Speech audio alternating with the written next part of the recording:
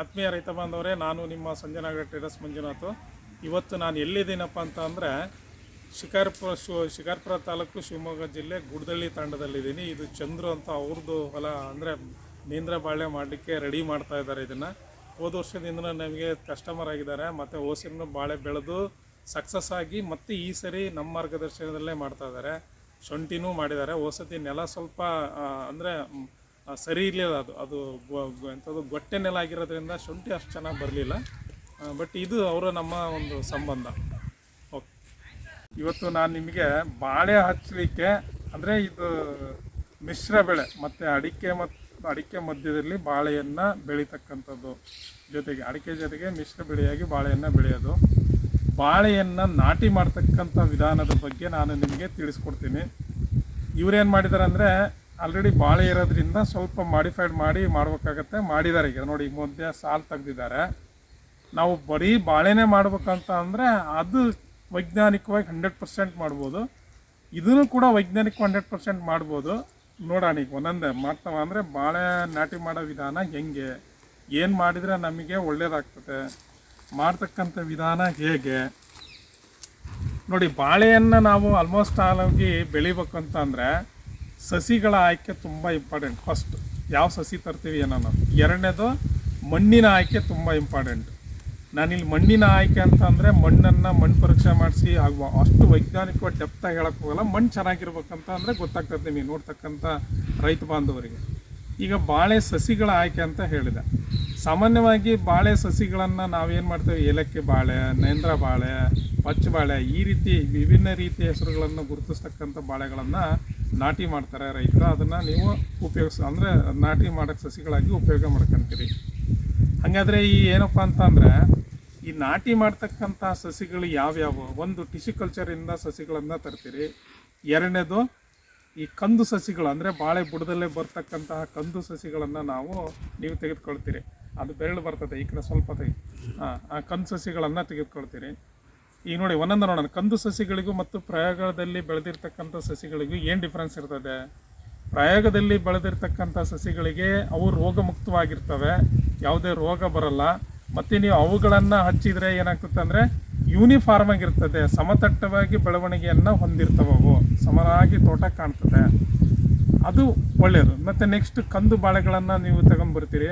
ಆ ಕಂದು ಬಾಳೆಗಳನ್ನು ಕೀಳ್ತಿರಲ್ಲಪ್ಪ, ರೋಗ ಆ ಗೆಡ್ಡೆಯಲ್ಲಿ ಇರಬಾರ್ದು. ಇದ್ರ ಮೇನ್ ಫೋಕಸ್ ಮಾಡಿ ಹೇಳೋದು ನಾನು ಇಲ್ಲಿ ಅಂದರೆ ಪನಾರಮ್ಮ ವಿಲ್ಟ್ ಅಂತ ಕರಿತೀವಿ, ಸಿಗಟಕ ರೋಗ ಅಂತ ಕರಿತೀವಿ. ಆ ಗೆಡ್ಡೆಯಲ್ಲಿ ಆ ರೋಗದ ಶಕಗಳು ಇರಬಾರ್ದು. ನಾನು ಇದನ್ನು ಫೋಟೋ ಸಮೇತ ಹಾಕ್ತೀನಿ. ಆ ಗೆಡ್ಡೆಗಳಂತ ಅಂದರೆ ಕಂದು, ಅದನ್ನು ಕತ್ತರಿಸಿದಾಗ ನಾವು ಬುಡವನ್ನು ಕತ್ತರಿಸ್ತೀವಲ್ಲ, ಅದರಲ್ಲಿ ಕಂದು ರೀತಿಯ ಕಲರ್ ಪ್ಯಾಚ್ ಇರಬಾರ್ದು. ಅದಿತ್ತು ಅಂತ ಅಂದರೆ ಅದು ರೋಗಗ್ರಸ್ತ ಗೆಡ್ಡೆ. ನೀವು ಅಂಥ ಗೆಡ್ಡೆಗಳನ್ನು ನಾಟಿ ಮಾಡಿದರೆ ಇಡೀ ಪ್ರಪಂಚದಲ್ಲಿ ಯಾವ ಮನುಷ್ಯನಿಂದ ಸಾಧ್ಯನೇ ಇಲ್ಲ ಅದು 100% ಸರಿ ಮಾಡೋಕ್ಕೆ. ದೇವರಾಗಿ ಏನಾದರೂ ಮ್ಯಾಜಿಕ್ ಮಾಡಿ ಸರಿ ಮಾಡ್ಬೋದು. ನೀವು ಮೊದಲನೇ ಹಂತ ಅಲ್ಲಿ ಎಡುತ್ತೀರಿ, ಅದನ್ನು ಎಡಬಾರ್ದು. ಅದಕ್ಕೇ ವಿಡಿಯೋ ಮಾಡಿ ಹಾಕ್ತಾ ಇರೋದು. ಕಂದು ಸಸಿಯನ್ನು ನೀವೇನು ಕಟ್ ಮಾಡ್ತೀರಲ್ಲ, ಹಾಗಾದರೆ ಏನು ಅದ್ರದ್ದು ಗುಣಧರ್ಮ ಏನಾಗಿರ್ಬೇಕು? ಕಂದು ಸಸಿಗಳನ್ನು ತೆಗೆದುಕೊಳ್ಬೇಕಂದ್ರೆ ಕೆಲವು ಬುಡದಲ್ಲಿ ಗೆಡ್ಡೆ ಚೆನ್ನಾಗಿರ್ತೈತೆ, ಅಂದರೆ ತಾಯಿ ಚೆನ್ನಾಗಿರ್ತೈತೆ, ಬೇರುಗಳ ಮುಖಾಂತರ ಅದೇನು ಮಾಡ್ತೈತೆ, ಮರಿ ಬಂದಿರ್ತೈತೆ ಅಂತ ಇಟ್ಕೊಳ್ತೀವಿ. ಅದು ಅಗಲಂದು ಎಲೆ ಇರಬಾರ್ದು. ಅಗಲ ಎಲೆಗಳನ್ನು ನೀವು ಕಂದು ಸಸಿಗಳಾಗಿ ತೆಗೆದುಕೊಳ್ಬಾರ್ದು, ಅದು ಒಳ್ಳೆಯದಲ್ಲ. ನೆಕ್ಸ್ಟ್ ಯಾವುದನ್ನು ತೆಗೆದುಕೊಳ್ಬೇಕಂತ ಅಂದರೆ ಕತ್ತಿ ಇದ್ದಂಗೆ ಇರ್ತೈತಲ್ಲ, ಕತ್ತಿ ಅಂಚಿನಂಗೆ ಇರಬೇಕು ಮತ್ತು ಕಿರಿದಾಗಿರ್ಬೇಕು ಅದ್ರದ್ದು ಎಲೆ, ಅದು ದಪ್ಪನಾಗಿರ್ಬೇಕು ಮಧ್ಯಭಾಗ. ಅಂಥ ಸಸಿಗಳನ್ನು ನೀವು ಆಯ್ಕೆ ಮಾಡ್ಕೊಳ್ಬೇಕು. ನೆಕ್ಸ್ಟ್ ಅದು ವೆಯ್ಟ್ ಎಷ್ಟು ಇರ್ಬೇಕಂದ್ರೆ 1 ರಿಂದ 2 kg ಆ ಕಂದಿನ ತೂಕ ಇರಬೇಕು. ನಿಮಗೆ ಅದು ಸೂಕ್ತವಾಗಿರ್ತಕ್ಕಂಥದ್ದು. ಈಗ ಆಯ್ಕೆ ವಿಧಾನ ಆಯಿತು. ಎರಡನೇದು ನೆಕ್ಸ್ಟ್ ಎರಡನೇ ಹಂತದಲ್ಲಿ ನಾವೇನು ನೋಡ್ಬೋದು ಅಂತಂದರೆ ಮಣ್ಣನ್ನು ಹದ ಮಾಡೋದು. ಮಣ್ಣನ್ನು ಹದ ಮಾಡೋದು ಹೆಂಗೆ ಅಂತಂದರೆ 2 ರಿಂದ 3 ಬಾರಿ ಇದನ್ನು ಉಳುಮೆ ಮಾಡಬೇಕು, ಕಸ ಮುಕ್ತವಾಗಿರ್ಬೇಕು.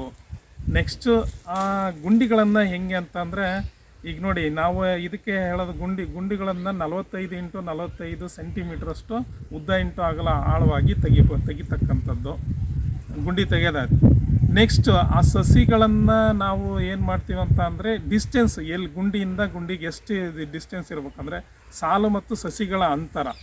ನೀವು ಟಿಶ್ಯುಕಲ್ಚರ್ ತಗೊಂಡ್ಕೊಂಡ್ರೆ ನೀವು 1.8 ಮೀಟ್ರ್ ಅಷ್ಟಿದ್ರೆ ಸಾಕು. 1.8 × 1.8 ಮೀಟ್ರ್ ನೆಕ್ಸ್ಟ್ ಕಂದು ಸಸಿಗಳನ್ನು ತೆಗೆದುಕೊಂಡು ಗೆಡ್ಡೆಗಳನ್ನು ತಗೊಂಡು ಹಚ್ತೀವಿ ಅಂತ ಅಂದರೆ 2 ಇಂಟು 2 ಮೀಟ್ರ್ ಇರ್ಬೋದು, ಇಲ್ಲ 2.5 ಇಂಟು 2.5 ಅಂದರೆ 2.5 ಎರಡೂವರೆ ಮೀಟ್ರಷ್ಟು ಏನು ಮಾಡ್ಬೋದು, ಸಸಿ ಮತ್ತು ಸಾಲುಗಳ ಅಂತರದಲ್ಲಿ ಅದನ್ನು ನಾವೇನು ಮಾಡ್ಬೋದು ಅಂತ ಅಂದರೆ ಅಳತೆಗೋಲಾಗಿ ಉಪಯೋಗ ಮಾಡ್ಬೋದು. ನೆಕ್ಸ್ಟ್ ಆ ಗುಂಡಿ ಏನು ಮಾಡ್ಬೋದು ಅಂತ ಅಂದರೆ 45 ಇಂಟು 45 ಸೆಂಟಿಮೀಟ್ರಷ್ಟು ಗಾತ್ರ ಉದ್ದ ಇಂಟಾಗಲ ತೆಗೆದಿರ್ತೀವಲ್ಲ, ಅದಕ್ಕೆ ನಾವೇನು ಮಾಡ್ಬೇಕಂದ್ರೆ ಮೇಲ್ಮಣ್ಣಾಗಿ 10 kg ಅಷ್ಟು ಏನು ಕೊಟ್ಟಿಗೆ ಗೊಬ್ಬರವನ್ನು ತೆಗೆದುಕೊಳ್ಬೇಕು ನೀವು. ನೆಕ್ಸ್ಟ್ ಅದಕ್ಕೆ 250 ಗ್ರಾಮ್ 1/4 kg ಅಷ್ಟು ಏನು ಮಾಡ್ಬೋದು ಅಂತಂದರೆ ಬೇವಿನ ಹಿಂಡೆಯನ್ನು ಸೇರಿಸ್ಬೋದು. ನಾನು ಒಂದು ಗುಂಡಿಗೆ ಹೇಳ್ತಕ್ಕಂಥದ್ದು ಮೆಥಡ್. ಅದ್ರ ನೆಕ್ಸ್ಟು ಫಲಾನುಭವಿ ಶಿಲೀಂಧ್ರನಾಶಕ ಮತ್ತು ಅದು ಬ್ಯಾಕ್ಟೀರಿಯಾ ನಾಶಕಗಳಾಗಿ ಟ್ರೈಕೋಡರ್ಮಾ ಸುಡೋಮೋನಾಸನ್ನು ನೀವು ಯೂಸ್ ಮಾಡ್ಬೋದು. ಅದು ಎಕರೆಗೆ 1 kg 2 kg ಅಷ್ಟು ಯೂಸ್ ಮಾಡೋದು. ಅದ್ರ ಪರ್ಸೆಂಟೇಜ್ ಆಫ್ ಕ್ವಾಲಿಟಿ ಹೆಂಗಿರುತ್ತೋ ಅದ್ರ ಮೇಲೆ ಯೂಸ್ ಮಾಡಿ. ಅದ್ರ ನಂತರ ವ್ಯಾಮ್ ಅಂತ ಸಿಗ್ತದೆ. ವ್ಯಾಮನ್ನು ನೀವು 1 ಎಕರೆಗೆ ರೆಕಮೆಂಡೇಶನ್ ಎಷ್ಟಿರುತ್ತೋ ಅಷ್ಟು ನೀವು ಅದನ್ನು ಉಪಯೋಗಿಸ್ಬೋದು. ಇವೆಲ್ಲ ಮಿಶ್ರಣ ಮಾಡಿ ಆ ಗುಂಡಿಗೆ ಹಾಕಿಬಿಟ್ಟು ಆ ಗುಂಡಿಯ ನೇರವಾಗಿ ಮಣ್ಣಿನ ಮೇಲ್ಮುಖಕ್ಕೆ ಅನುಗುಣವಾಗಿ ನೀವು ಆ ಸಸಿಯನ್ನು ನೆಡಬೇಕಾಗ್ತದೆ. ಆ ಸಸಿಯನ್ನು ನೆಟ್ಟರೆ ಇದು ಅಲ್ಲಿಗೆ ಫುಲ್ಫಿಲ್ ಆಯಿತು. ನೆಕ್ಸ್ಟ್ ಇದಕ್ಕೆ ನೀವು ನೀರಂತ ಬಂದರೆ, ಅಂದರೆ ಸಸಿಯನ್ನು ನಾಟಿ ಮಾಡಿದ ತಕ್ಷಣ ಏನು ಮಾಡ್ಬೇಕಂದ್ರೆ ನೀರನ್ನು ಕೊಡಬೇಕು. ಮತ್ತು ನೋಡಿ ಇವ್ರು ಏನು ಮಾಡಿದ್ರೆ ಆಲ್ರೆಡಿ ಜೆಟ್ ಮಾಡ್ಕೊಂಬಿಟ್ರೆ ಎಲ್ಲ ಮಾಡಿದ್ದಾರೆ. ಇದಕ್ಕೇನು ಸ್ವಲ್ಪ ಒಂದಿನ ಲೇಟಾಗಿ ಕೊಟ್ಟರು ನಡೀತದೆ, ಯಾಕಂದರೆ ಆಲ್ರೆಡಿ ತೇವಾಂಶ ಹಿಡ್ಕೊಂಡೇ ಮಾಡಿರ್ತಾರೆ. ನಾನು ಹೊಸದಾಗಿ ಬರೀ ಅಡಿಕೆ ಮಾಡ್ತಕ್ಕಂಥರಿಗಳದು ನಾಟಿ ಮಾಡಿದ ತಕ್ಷಣ ಏನು ಮಾಡ್ಬೇಕಂತಂದರೆ ನೀರನ್ನು ಕೊಡಬೇಕಾಗ್ತದೆ. ನೀರನ್ನು ನೀವು ಬಾಳೆಗೆ ಹೆಚ್ಚು ಬೇಕಾಗಿರೋದ್ರಿಂದ ಡ್ರಿಪ್ ಇರಿಗೇಷನ್ ಅಂದರೆ ಹನಿ ನೀರಾವರಿ ಮುಖಾಂತರ ನೀವು ಕೊಡ್ತಕ್ಕಂಥದ್ದು ಸೂಕ್ತವಾದ ವಿಧಾನ ಆಗಿರ್ತದೆ. ತದಾದ ನಂತರ ಏನಂತಂದರೆ ಇದಕ್ಕೆ ಸಾರಜನಕ ಮತ್ತು ಪೊಟ್ಯಾಶ್ ಗೊಬ್ಬರಗಳು ಹೆಚ್ಚು ಫೀಡನ್ನು ಮಾಡಬೇಕು. ಹೆಚ್ಚು ಬೇಕಾಗ್ತಕ್ಕಂಥ ಗೊಬ್ಬರಗಳು ನೀವು ಅದನ್ನೇ ಏನು ಮಾಡ್ಬೇಕಂತ ಅಂದರೆ ಆಯಾ ಟೈಮಿಗೆ ಕೊಡಬೇಕಾಗ್ತದೆ. ಮತ್ತು ವೈಜ್ಞಾನಿಕವಾಗಿ ಗೊಬ್ಬರಗಳನ್ನು ಕೊಡೋದು ಅಂತ ಅಂದರೆ ನೀವು ಮಣ್ಣಿನ ಪರೀಕ್ಷೆಗೆ ಅನುಗುಣವಾಗಿ, ಮಣ್ಣಿನ ಗುಣಧರ್ಮದ ಅನುಗುಣವಾಗಿ ಸಾವಯವ ಗೊಬ್ಬರಗಳಾಗಿರ್ಬೋದು, ರಾಸಾಯನಿಕ ಗೊಬ್ಬರಗಳಾಗಿರ್ಬೋದು, ಜೈವಿಕ ಗೊಬ್ಬರಗಳಾಗಿರ್ಬೋದು, ಇಂಥವುಗಳನ್ನು ನೀವು ಮಣ್ಣಿನ ಶಿಫಾರಸ್ಸಿನ ಮೇರೆಗೆ ನಾವು ಅಂತಂದರೆ ನೀವು ಗೊಬ್ಬರ ಕೊಟ್ಟರೆ ಅದು ನಿಮಗೆ ಒಳಿತಾಗ್ತದೆ. ಮತ್ತೇನು ಚಂದ್ರ ಎಲ್ಲ ಕರೆಕ್ಟಾಗಿ ಹೇಳಿದ್ನ ಎಷ್ಟು ಅಂದ್ಕೊಂಡು ನೋಡಿ. ಅಂದರೆ ಇವ್ರು ಏನು ಮಾಡಿದ್ದಾರೆ 8 ಇದು ಎಷ್ಟು ಇದ್ರಿ 8 8 ನೀವು 8 ಹಾಕಿದ್ರು ಸಾಕು, ಲೆಂತ್ ಕರೆಕ್ಟ್ ಆಗ್ತದೆ, ಏನು ತೊಂದರೆ ಇಲ್ಲ. ಮತ್ತು ಇದು ಏನು ಮಾಡಿಬಿಟ್ಟಿರಲ್ಲ ಗುಂಡಿ ಅಂತ ಅಂದರೆ ಅದೇ ಇಲ್ಲಿಗೆ ಹಿಂಗೆ ತೆಗೆದು ಅಂದ್ರೆ 45 ಅಂದರೆ 3 ಭಾಗ ಉದ್ದ ಇಂಟಾಗಲೇ 45 ತೆಗೆದು ಹಾಕಿದರೆ ಇದು ನಡೀತದೆ. ಮತ್ತು ಮಧ್ಯೆ ಏನು ಬೇಡ, ಮಧ್ಯೆ ಎಲ್ಲ ಇದನ್ನು ತೆಗೆದುಬಿಡ್ರಿ ಇದನ್ನು ನೋಡಿ. ಇಷ್ಟು ಅಂದರೆ ಈ ವಿಡಿಯೋದಲ್ಲಿ ನಾನು ನಿಮಗೆ ಏನು ಹೇಳಿದೆ ಅಂತ ಅಂದರೆ ಸಸಿಗಳ ಆಯ್ಕೆಯನ್ನು ಹೇಳಿದೆ. ಯಾವ ಸಸಿಗಳನ್ನು ಆಯ್ಕೆ ಮಾಡ್ಕೊಬೇಕು, ಗುಂಡಿ ಹೇಗೆ ತೆಗಿಬೇಕು, ಗೊಬ್ಬರಗಳನ್ನು ಯಾವ್ದು ಹಾಕಬೇಕು, ನೀರನ್ನು ಯಾವಾಗ ಸಿಂಪಡಣೆ ಮಾಡಬೇಕು, ಏನು ಎಲ್ಲ ವಿಸ್ತಾರವಾದ ಮಾಹಿತಿಯನ್ನು ಹೇಳಿದ್ದೀನಿ. ಸೊ ಹೆಚ್ಚಿನ ಮಾಹಿತಿಗಾಗಿ ನನ್ನ ಇತರೆ ವಿಡಿಯೋಗಳನ್ನು ನೋಡಿ ರೋಗಗಳಿಗೆ ಸಂಬಂಧಪಟ್ಟದ್ದು ಹಾಕಿದ್ದೇನೆ. ಯೂಟ್ಯೂಬಲ್ಲಾದರೆ Sanjana agro traders agriculture consultant India Facebook ಮತ್ತು ಯೂಟ್ಯೂಬಲ್ಲಿದೆ. ಮತ್ತು ಹೆಚ್ಚಿನ ಮಾಹಿತಿಗೆ ನೋಡಿ. ಹೆಚ್ಚಿನ ಗುಣಮಟ್ಟದ ಔಷಧಿ ಮತ್ತು ಗೊಬ್ಬರಗಳು ಬೇಕಾದರೆ ನಮ್ಮನ್ನು ಸಂಪರ್ಕಿಸಿ, ನಮ್ಮಲ್ಲೇ ಸಿಗ್ತವೆ. ನಿಮಗೆ ಮನೆ ಬಾಗಿಲಿಗೆ ಡೆಲಿವರಿ ಕೊಡ್ತಕ್ಕಂಥ ವ್ಯವಸ್ಥೆನೇ ಇದೆ. ಸೊ ಧನ್ಯವಾದಗಳೊಂದಿಗೆ ನಿಮ್ಮ ಸಂಜನಾ ಆಗ್ರೋ ಟ್ರೇಡರ್ಸ್ ಮಂಜುನಾಥ್.